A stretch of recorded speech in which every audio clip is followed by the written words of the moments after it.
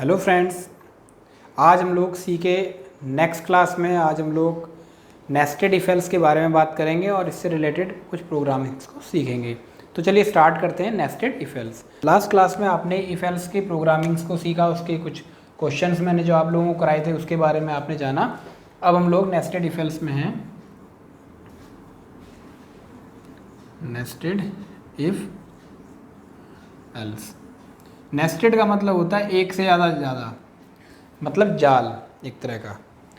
इसका जो हमारे पास सिंटैक्स है, आप किस तरह से यूज़ करते हैं, आप यूज़ करते हैं इफ़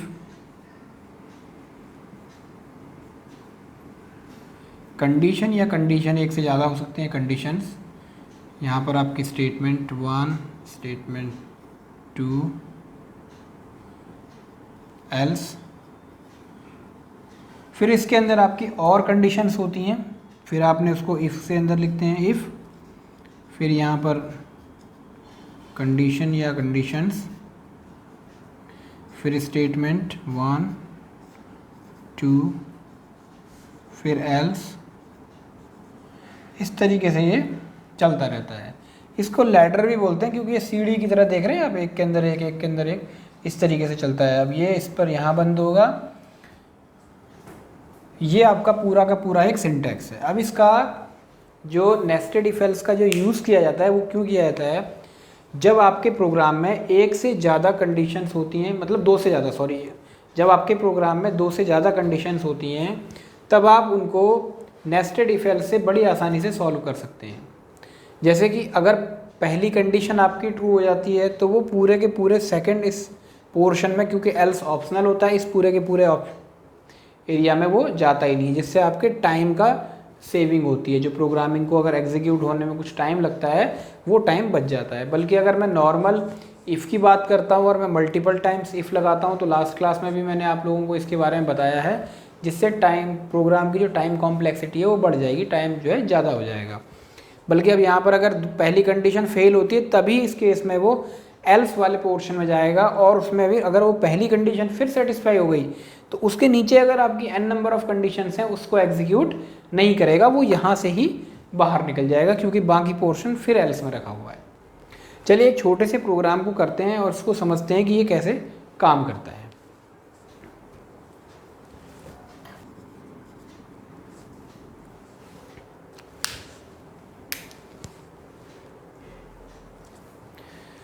सो फ्रेंड्स, ये क्वेश्चन हमें सॉल्व करना है। ये क्वेश्चन को आप ध्यान से समझिए, फिर इसके बाद इसको हम लोग सॉल्व करते हैं। Write a program to input average of a student. एक स्टूडेंट के एवरेज मार्क्स हमने इनपुट करने हैं। डिस्प्ले ग्रेड एज फॉलोइंग, जैसा कि नीचे दिया गया है उसके हिसाब से ग्रेड शो करने हैं। अगर स्टूडेंट का जो एवरेज है वो 90 से ज़्यादा या 90 के बराबर है तो हमें A+ ग्रेड शो करना है। एवरेज अगर 70 और 90 के बीच में है तो A, 50 और 70 के बीच में है तो B, 33 और 50 के बीच में है तो C, और अगर 33 से कम है तो उसको F ग्रेड देना है। ठीक है, तो इस प्रोग्राम को हमने प्रोग्रामिंग से समझना है। मैं इसको थोड़ा सा, आप लोग इसको नोट कर लीजिएगा और मैं इसका प्रोग्राम बनाता हूँ। फिर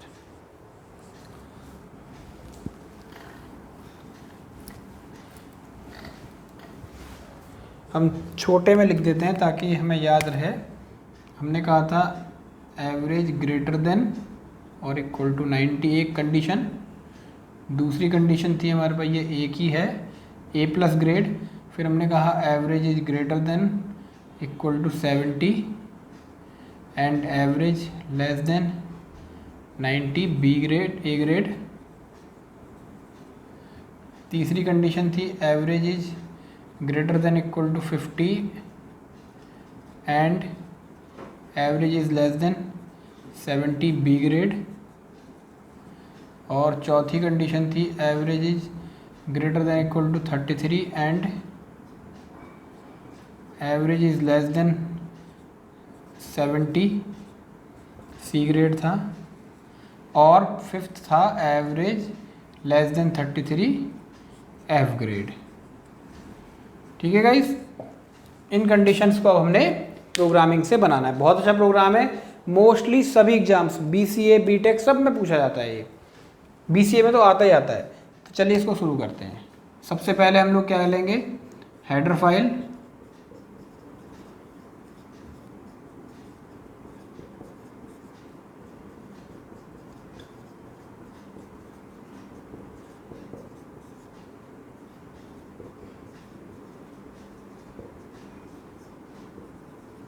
आपने इनपुट करवाना है एवरेज। तो एवरेज इनपुट कराने के लिए मैंने क्या किया, एक इंटीजर एवरेज एक वेरिएबल ले लिया। मैंने कहा printf inter your subject marks average, scanf %d address of average. अब इस एवरेज के बेसिस पर जो वैल्यूज़ आ गई है, इसके बेसिस पर हमें इन कंडीशंस को चेक करना है। तो चलिए स्टार्ट करते हैं कि करके हमने फर्स्ट कंडीशन लगाई, if average is greater than और इक्वल टू 90। अगर ये है तो हमें उसको क्या देना है, printf a प्लस ग्रेड। ठीक है। अब इसके देखिए सेकंड पोर्शन में आइए। सेकंड कहता है एवरेज 70 से बड़ी या उसके बराबर और 90 से छोटी। तो अब हम लोग एल्स में आएंगे। अब इस तरह के प्रोग्राम्स को कैसे करते हैं इसको समझिए। एल्स लिखा, अगर मेरे पास सिर्फ ये कंडीशन होती तो मैं इसके अंदर इस एल्स पोर्शन को डायरेक्टली लिख देता कि इससे कम वालों को आप जो है ए ग्रेड दीजिए। लेकिन उसके नीचे देखिए और 3 कंडीशंस हैं इस कंडीशन के बाद। तो ये मुझे बताता है कि मेरे को इसमें लैडर इफ एल्स मतलब और इसके अंदर इफ़ अगली कंडीशन के लिए चेक करना है। इफ़ अब यहाँ पर आएगा एवरेज इज़ ग्रेटर देन और इक्वल टू कितना है 70 एंड को आप किस तरह से दिखाते हैं, एंड ऑपरेटर हमारे पास में, and average is less than 90। देखिए क्यों लेस देन इक्वल टू 90 यहाँ तक हो रखा है। अगर 90 70 से बड़ा और 90 से छोटा तो आप क्या करेंगे, printf a ग्रेड। ठीक है।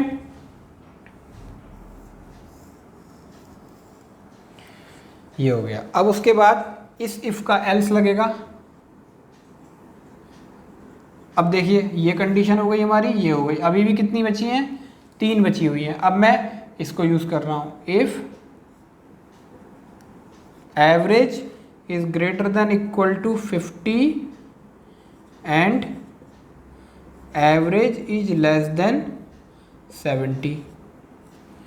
क्या हो गया, printf बी ग्रेड।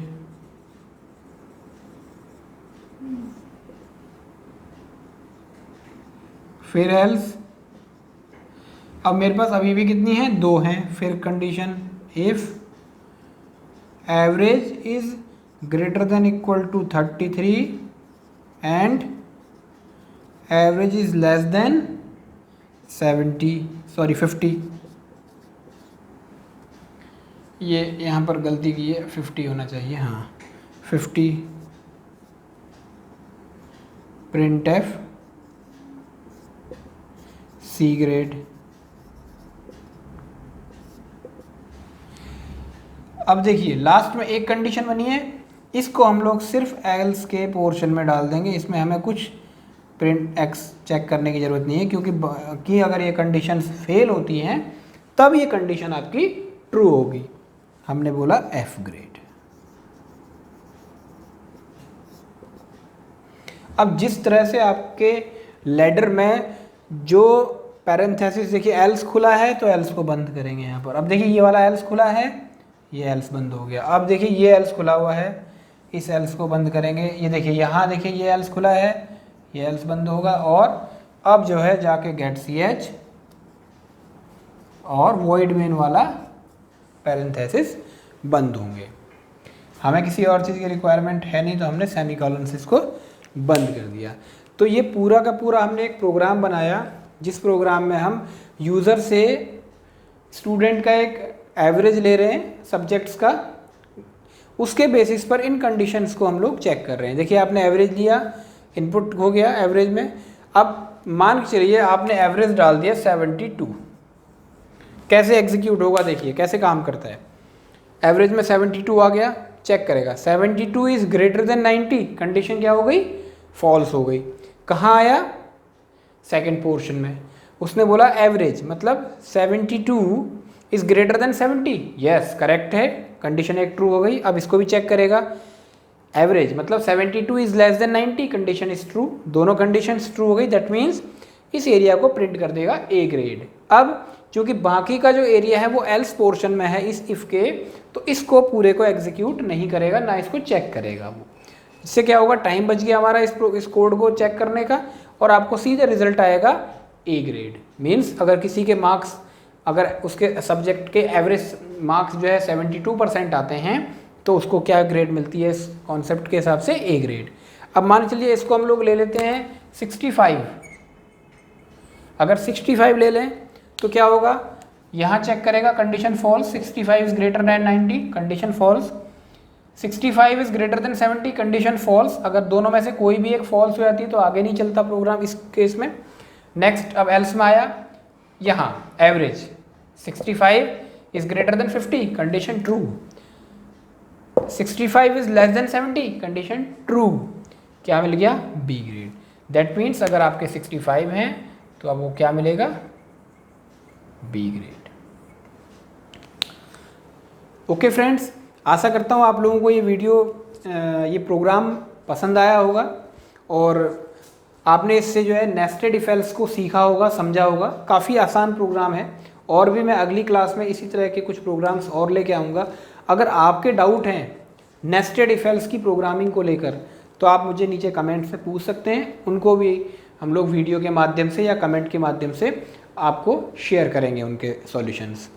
ठीक है गाइस, अगर आपको ये प्रोग्राम समझ में आया है और आपने कुछ नया सीखा है आपको, तो एक लाइक बनता है, और चैनल पर नए हैं तो चैनल को सब्सक्राइब कर सकते हैं। इसमें आपको कंप्यूटर एजुकेशन से रिलेटेड वीडियोस में अपलोड करता रहता हूं, जो आपको टाइम टू टाइम मिलती रहेंगी। डेली एटलीस्ट एक वीडियो की हमारी कोशिश होती है कि हम कम से कम आपको एक वीडियो ज़रूर प्रोवाइड करें, आइदर वो सी प्रोग्रामिंग की हो या फिर आपके कंप्यूटर फंडामेंटल की हो। ठीक है गाइस, नेक्स्ट वीडियो में मिलेंगे, तब तक के लिए थैंक यू सो मच।